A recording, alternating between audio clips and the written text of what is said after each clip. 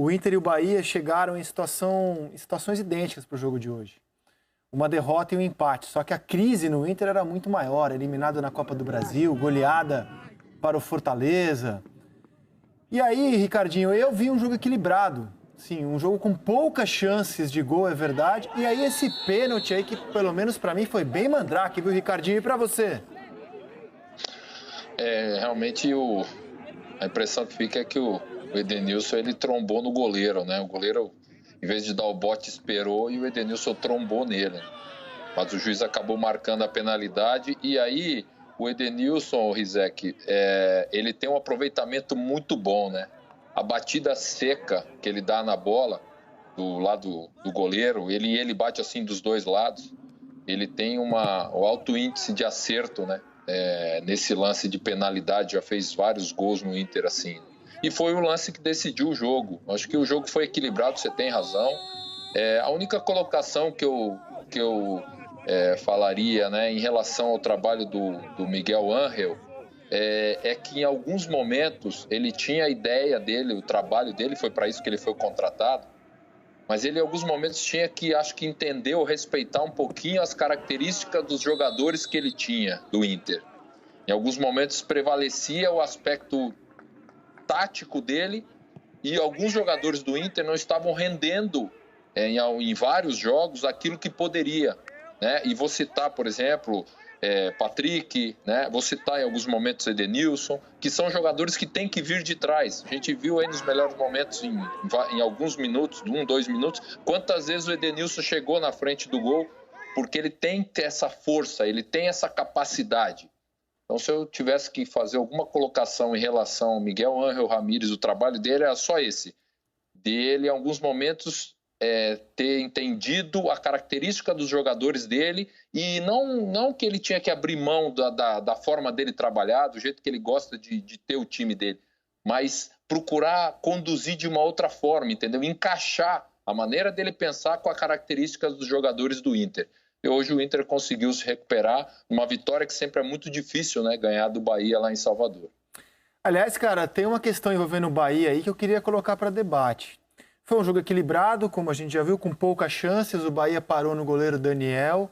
Agora, o Bahia teve um jogador a mais por quase 45 minutos, né? Numa expulsão muito infantil do Lucas Ribeiro. Aliás, a terceira expulsão do Inter na semana.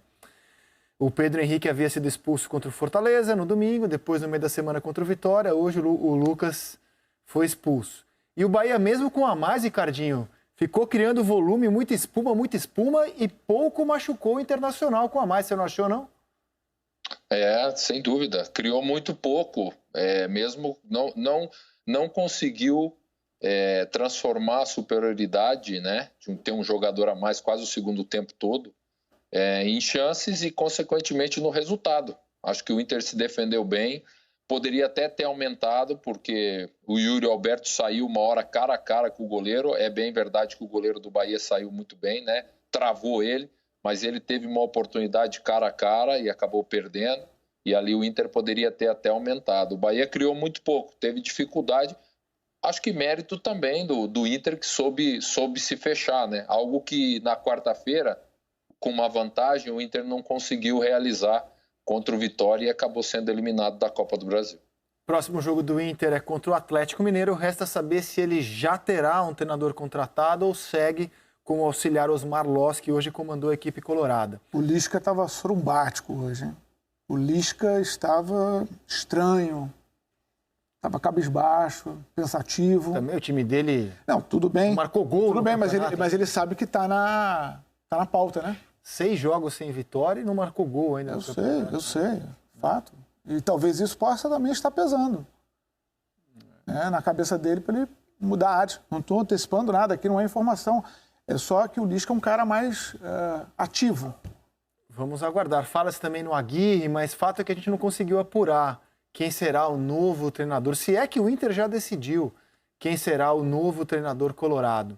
Bom, foi um domingo com alguns pênaltis estranhos, expulsões. Vou chamar aqui o nosso quadro Fã Não Foi com a Fernanda Colombo. Roda a vinheta.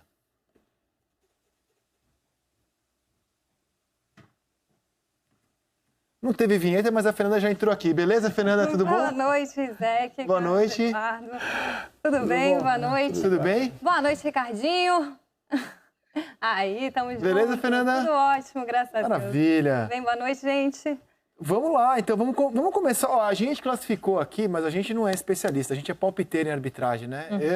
Como um pênalti meio mandrake, esse é a favor do Internacional. E você, a especialista na matéria, o que você nos conta? Vamos analisar, então? Bora analisar? Seguinte, então, ó, a gente vai ver aqui que o Edenilson, ele chuta a bola para um lado e ele que busca o contato com o goleiro. E por isso, para mim, não foi pênalti, né? O árbitro, o Wagner Magalhães, marcou a penalidade. Ó, a gente vê que a bola tá vindo para cá e ele vai na direção do goleiro. Não tem nenhuma ação faltosa ali do Matheus Teixeira. E para mim era um lance que o VAR poderia ter chamado. Ele só talvez não chamou porque teve ali o contato, mas que foi provocado pelo jogador do Inter. Por isso, o nosso carimbo aqui, erro. Errou. Carimbo aí, diretor. Errou. Coitado do goleiro, né? O que ele fazer? Vai fazer o que o goleiro? Não fez nada de errado.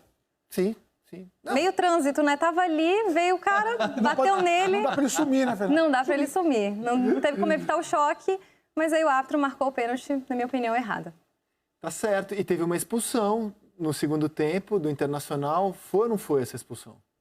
Foi corretíssima a expulsão, né? E um fato interessante é que não precisou do VAR, porque a gente fala no campeonato, né? Essa VAR dependência de que a gente quer personalidade dos árbitros em campo. E o Wagner Magalhães, ao invés de estar olhando lá para o escanteio, estava olhando para a área e pegou, sim, essa cotovelada aí do Lucas Ribeiro no Rossi. A gente observa aí que foi realmente uma conduta violenta, foi totalmente fora da disputa de bola. E, para mim, então, se alguém está reclamando dessa expulsão, com certeza é choro. A gente está vendo aí que o Wagner estava a 8 metros, né? E o Éboli opinou que tá com cara de revide isso, né? Porque do nada, cara, uma cotovelada, né, Ricardinho? Não é disputa. Olha lá, o Ricardinho ali... Isso não é disputa por espaço, né, Ricardinho? Isso não é. Mas o Rizek, Fernando e Carlos Eduardo, se a gente vê numa câmera um pouquinho antes, tem uma câmera atrás do gol, antes do escanteio, uma atrás do gol. O Rossi, ele dá uma peitada antes da bola chegar nele. Se vocês observarem bem, o Rossi dá uma peitada antes da bola chegar nele. Absolutamente normal, porque o Rossi... Olha lá, Sim, tô vendo. Tá vendo? Tô vendo. O Rossi dá nele absolutamente normal, porque o Rossi é mais baixo do que ele. O que ele tá tentando? Desequilibrar ele, olha lá. Ó. Só que, na sequência, aí o zagueiro do Inter dá uma cotovelada assim no Rossi. Ele entende como provocação, né? Essa disputa por espaço e acaba tomando a pior atitude, que é de dar uma cotovelada ali, né, no Rossi. Pesou a experiência do Rossi, hein? O Rossi sabe também, né? Pesou a experiência do Rossi. Cara, e pesou... Bom, vamos carimbar antes de mais nada essa expulsão. Carimba aí, diretor. Choro. Mas pesou também, cara, o momento do Internacional. Não é normal você ter numa semana 3 expulsões consecutivas. Pedro Henrique contra o Fortaleza no domingo passado, uma expulsão boba também.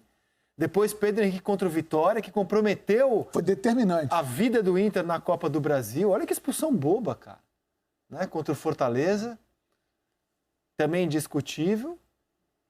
E inclusive, a expulsão contra o Vitória foi semelhante. Sim, uma voadora. Deixa a perna. Né? Deixa a perna. O movimento vai além do que deveria. Então, algum desequilíbrio o menino tem que conversar com ele. E contra o Vitória foi determinante. Determinante. O Vitória foi para cima do Inter. E hoje não foi determinante, porque a gente debateu aqui, o Bahia não conseguiu se aproveitar da sua vantagem numérica e não conseguiu empatar o jogo. Mas não é normal você ter 3 expulsões na sequência nos 3 jogos da semana. Realmente não é normal. Fernando.